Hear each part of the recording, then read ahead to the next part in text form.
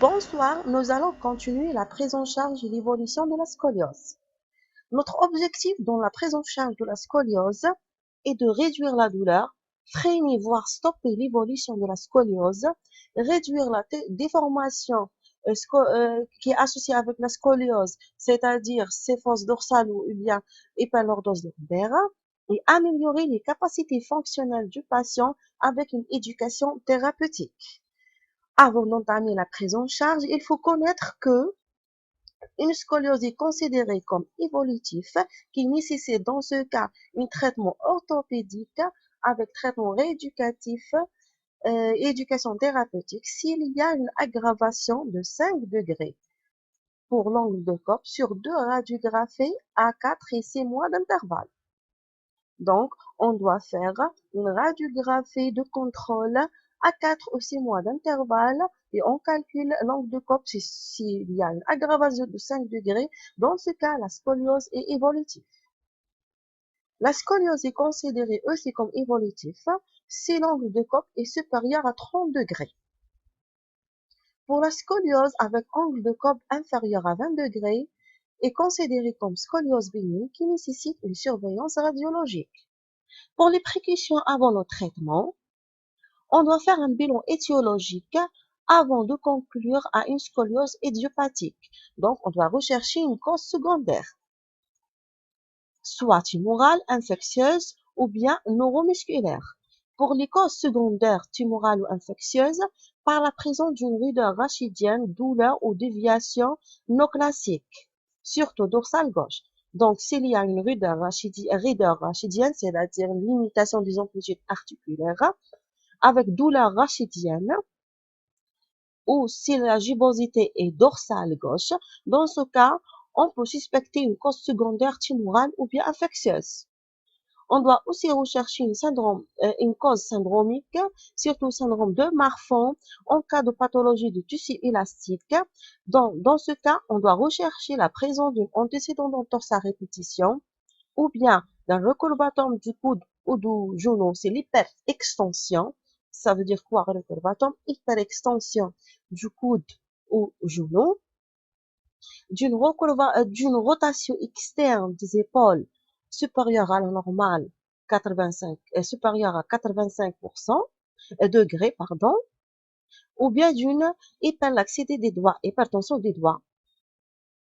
On doit rechercher une cause neuromusculaire par la présence d'une spina bifida ou tache café-au-lait évocatrice d'une neurofibromatose, ou bien en cas de déficit moteur proximal, ou bien déficit sensitif ou moteur avec syndrome pyramidal, ou dans le cas d'une abolition du réflexe cutané abdominal, qui est évocatrice de syringomyélée. Pour les précautions pré-thérapeutiques, il faut toujours faire une éducation thérapeutique du malade et l'entourage. C'est très important. Il faut insister sur la perte du poids. Il faut insister sur la natation et basketball qui est très intéressant et très bénéfique dans le cadre de la scoliose. Il faut rechercher les contre-indications au traitement, surtout pour les anti-inflammatoires non stéroïdiens. Pour le traitement pharmacologique dans le cas du scoliose, on peut prescrire, si la scoliose est douloureuse, antalgique, si insuffisant, on peut prescrire les ANS, les anti-inflammatoires non stéroïdiens avec pansement gastrique. Mais notez que la scoliose idiopathique ne doit jamais être douloureux, sauf en cas d'une inégalité de longueur de membres inférieurs. Dans ce cas, la scoliose idiopathique peut être douloureuse. Dans ce cas, on doit corriger l'inégalité par une semelle de compensation, semelle orthopédique de compensation. On passe pour la kinésithérapie. La kinésithérapie pour la scoliose est très importante. Elle est indiquée à tous les stades. On doit entretenir les amplitudes articulaires vertébrales et costo-vertébrales. On doit travailler la statique vertébrale par assouplissement et étirement des muscles du rachis et la ceinture pelvienne. L'électrostimulation est très importante. La contraction, pour l'intérêt dans ce cas de l'électrostimulation, est la contraction des muscles paravertébraux du côté convexe pour ouvrir la courbure scoliotique. Le renforcement musculaire des érecteurs du rachis est très important avec travail proprioceptif. Dans ce cas, on doit maintenir la position corrigée, yeux ouverts sur plateau instable, puis yeux fermés pour travailler la proprioception. Dans la kinésithérapie, on doit faire le travail respiratoire, c'est le travail de l'ampliation thoracique qui est très important. Le renforcement des spinaux pour insister sur la convexité. On doit étirer les courbures en insistant sur la concavité et ouverture du flanc. Pour le traitement orthopédique, deux indications, c'est la prévention de l'évolution en cas de risque élevé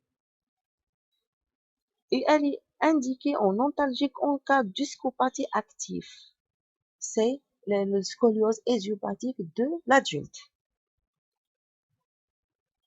Elle doit être discutée, le traitement orthopédique, elle doit être discutée de façon mutuelle par un médecin spécialiste. La prescription relève du grand appareillage lorsqu'elle est réalisée sur mesure. À titre d'exemple, plusieurs types de corsets, selon la déformation. Pour le corset de Choulou, est indiqué surtout dans le cadre d'une scoliose thoracolombaire ou bien scoliose double majeure. Pour le corset à 3 points, indiqué pour scoliose lombaire. Pour le corset de Milwaukee, indiqué c'est scoliose thoracique haute. C'est-à-dire quoi? Thoracique haute, c'est supérieur à la ligne supérieure, vertèbre supérieure et T7. Avec hypersévance thoracique. Donc, le corset de Milwaukee, c'est scoliose dorsale avec hyperséphose thoracique. La ceinture lombaire en cutis baligné ou en commerce indiquée c'est scoliose lombaire, surtout chez l'adulte. Pour les situations particulières, en cas de scoliose douloureuse et en cas d'échec du traitement médical, infiltration cortisonique écho ou radio-guidée, surtout indiquée chez scoliose de l'adulte. Pour l'indication d'un navet chirurgical, c'est en cas de risque d'évolution malgré un traitement orthopédique, discussion au cas par cas entre médecins et chirurgiens spécialisés. En particulier, la vie chirurgicale est indiquée, c'est âge osseux avancé, c'est possible supérieur à 13 ans chez la fille et supérieur à 15 ans chez le garçon. Dans ce cas, on doit demander un avis chirurgical.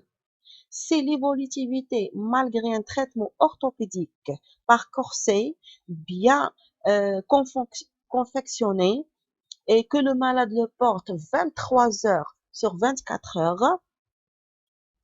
L'évolutivité dans ce cas est définie par l'angle de Cobb supérieur à 40 degrés, c'est thoracique, et supérieur à 30 degrés, c'est thoracolombaire, et supérieur à 60 degrés, c'est double. L'évolution de la gibbosité, la majoration d'un déséquilibre frontal ou sagittal. Donc, c'est la scoliose évolutive malgré un traitement orthopédique par un corset qui est porté selon les indications posées par le médecin et on trouve une angle de Cobb supérieure à 40 degrés, c'est thoracique, 30 degrés, c'est thoracolombaire, ou 60 degrés, c'est double. Dans ce cas, l'avis chirurgical est indiqué. L'avis chirurgical est indiqué, c'est retentissement sur la fonction respiratoire. Dans ce cas, c'est l'intérêt de mesurer l'ampliation thoracique et le travail respiratoire en kinésithérapie qui est très important. Pour la surveillance, il faut toujours évaluer l'efficacité du traitement par suivi évolutif de la déformation par les paramètres physiques, taille assez de bout, flèche gîte et la gibbosité et radiographie qui est très important, angle de Cobb et courbure sagittale. Rapprocher tous les 3 mois pendant la poussée de croissance. Donc, on doit faire les radiographies chaque 3 mois pendant la poussée de croissance, c'est-à-dire dans la poussée pubertaire. Et espacer à 6 mois, puis à 1 an, puis à 2 ans, en cas de stabilité après la croissance. On doit faire une évaluation radiologique par une radiographie du bassin pour la maturation vertébrale. On doit surveiller la tolérance du corset avec réévaluation régulière. Il faut noter que pour les complications des corsets, on a l'aggravation de la lordose, Doppler et déformation thoracique. C'est les complications des corsets, c'est l'aggravation de lordose. Doppler, c'est la première complication qu'on doit redouter en cas de corset, de le porter de corset et déformation thoracique.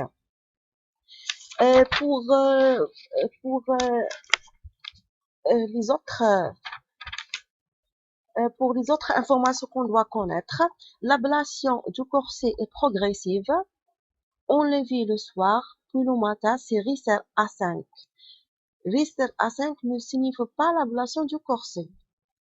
Il faut l'évolution clinique et radiologique. Donc, selon l'évolution clinique et radiologique, on pose l'indication de sevrage progressif du corset.